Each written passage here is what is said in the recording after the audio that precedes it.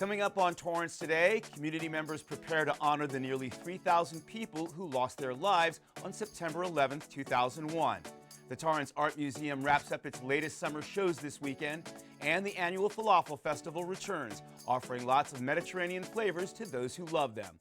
All this and more coming up right now on Torrance Today.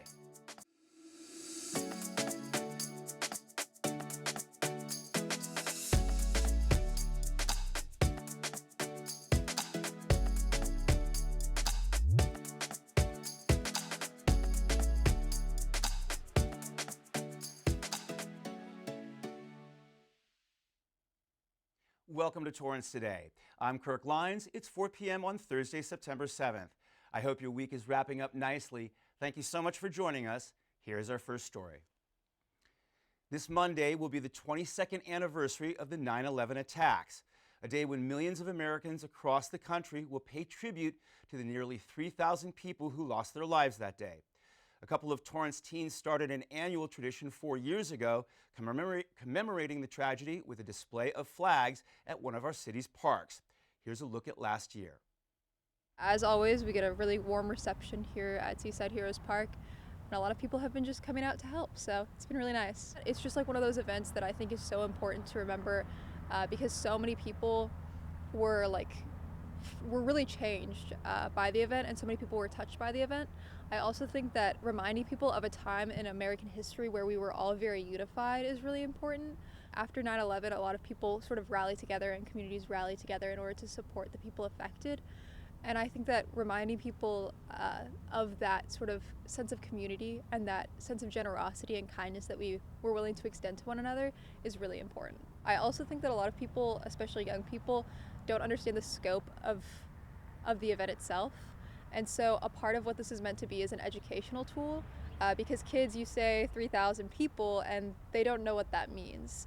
So putting out all the flags and being able to say each flag represents a human being with their own family and friends and lives is much more useful and much more helpful. And I think that it really helps them grasp the importance of the event on a fundamental level. The volunteers will be back this Sunday at Seaside Heroes Park to set up the 2,977 flags in time for Monday. They will meet at 6 p.m. and would appreciate some help if you're able and willing. Seaside Heroes Park is located at 22851 Anza Avenue. The Torrance Art Museum is getting ready to take down its latest summer shows. We have in the main gallery Body Politics, which has artists that respond to how they're viewed when they're dealing with chronic illness or disability and how society interacts with them. And then in Gallery 2, we have Art and Med. It is all by artist patients, so it's not necessarily responding to how society is with them, but how they are with their own illness. We also have an excellent film series in the dark room. It is an international video series called Vacations of Subconscious. Every week we're going to have a different program of surrealist video art, so it's going to be fantastic. In the lobby we have this beautiful documentation of it's Alison Chen's work called If She Could Speak, She Would Sing, which is an homage to her mother, which is very sweet and also meaningful. You have until this Saturday to check them out at the museum.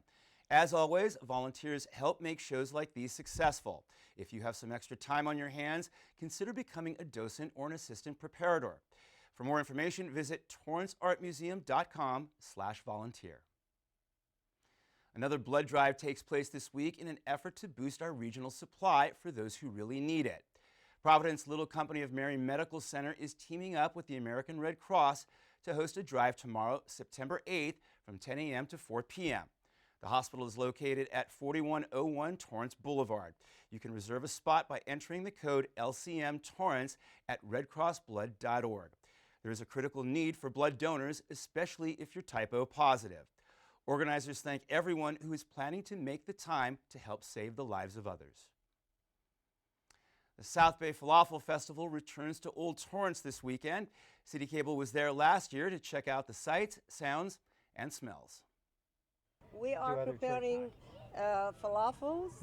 We're preparing shawarma with meat, shawarma with chicken, hummus, all the Mediterranean food.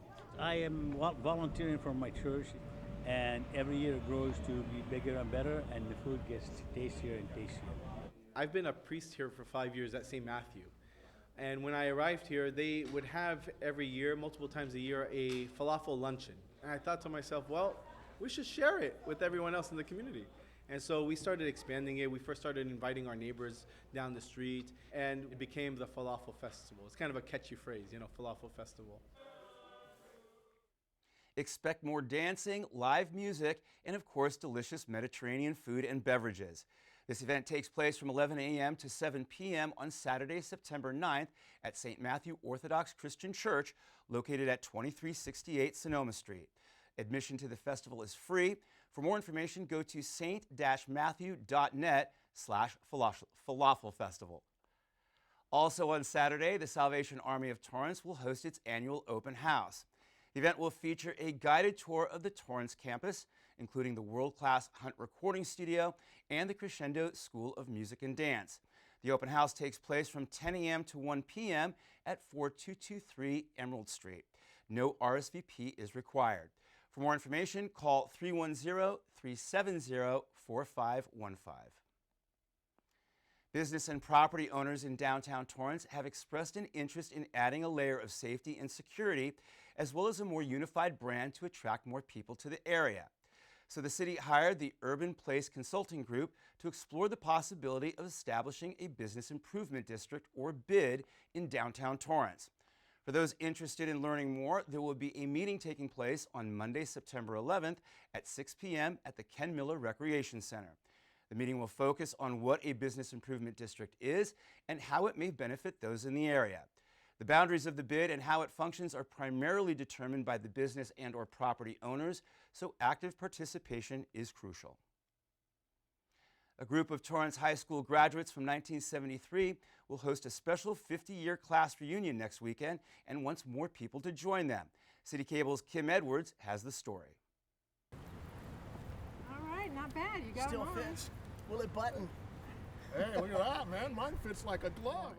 They may be older, but these guys from Torrance High School's class of 1973 are still quite young at heart. The three of us surf on the weekends all the time. Really? So yeah, we're still surfing. We're still Yeah, even for getting old guys. guys. You can still stand up, huh? Well, we try. We get it mixed up with snorkeling sometimes. These former athletes are gearing up for a once-in-a-lifetime event, their Golden Reunion. It feels really weird. More than anything, the thought of being out for 50 years is just freaking me out because it doesn't seem like it's been that long. Just time just goes like that. I was thinking about this the other day, on more of a serious kind of thing, just how blessed we all were. We came to this school at a really good time. Some of their closest friends graduated just a couple of years before and after they did. So they're all invited to the party. It was so tight, I invited classes of 71 through 75 because we were close to all those folks. Right. The class that was ahead of us, they were just very, very good people. Those guys kind of took care of us and taught us so that we could teach the next year. And it was pretty special. The reunion will be an all-day affair on Saturday, September 16th.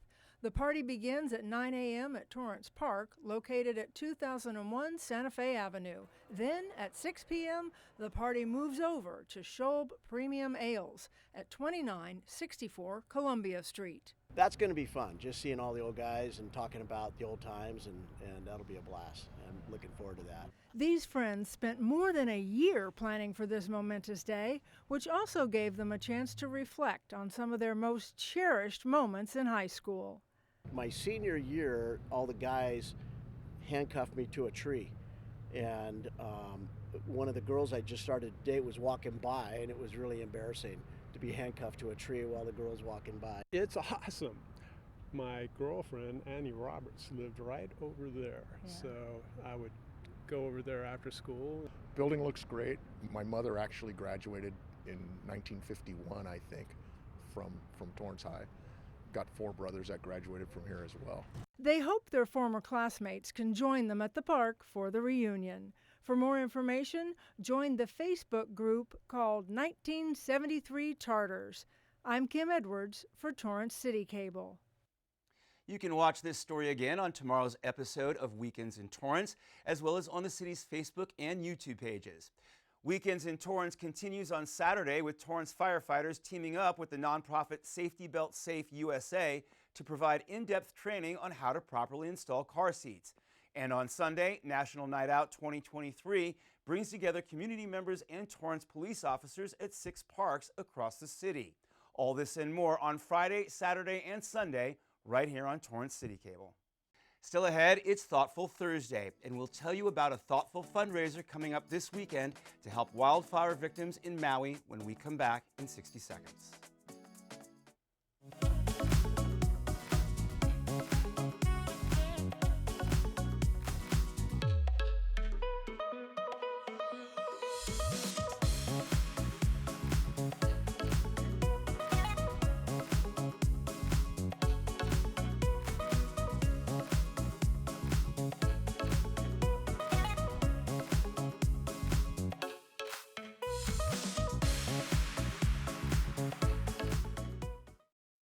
There are 16 million children struggling with hunger in America. That's 1 in 5 daughters, sons, neighbors, and classmates who don't know where their next meal is coming from. Yet billions of pounds of good food go to waste every year. It's time we do something about it. Feeding America is a nationwide network of food banks that helps provide meals to millions of kids and families in need. Visit feedingamerica.org to help them feed even more. Together, we can solve hunger. Together, we're feeding America.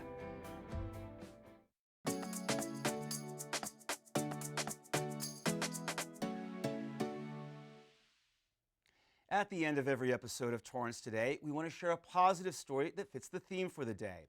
On this Thoughtful Thursday, you're invited to a special performance at El Camino College that is raising support for wildfire victims in Maui. It's called Defining Courage and is hosted by David Ono, a fixture in local news here in LA, as well as a longtime mentor to City Cable's Christine Lee and to many others in the Asian American Journalists Association. Defining Courage is a live performance involving more than 25 community-based organizations and partners. It honors the most decorated U.S. soldiers of World War II, the 100th Infantry Battalion, the 442nd Regimental Combat Team, and the Military Intelligence Service, which originated in Hawaii more than 80 years ago. The Nisei soldiers are Americans of Japanese ancestry who served their country despite the internment of more than 125,000 of their fellow Japanese Americans.